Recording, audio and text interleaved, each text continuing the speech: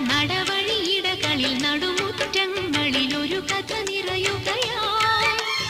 ഒരു പിടിയൊലിൻ കഥ പോലിവളുടെ പരിണയ കഥ പറഞ്ഞു. നടവഴിയിടകളിൽ നടുമുറ്റങ്ങളിൽ ഒരു കഥ നിറയുകയായി.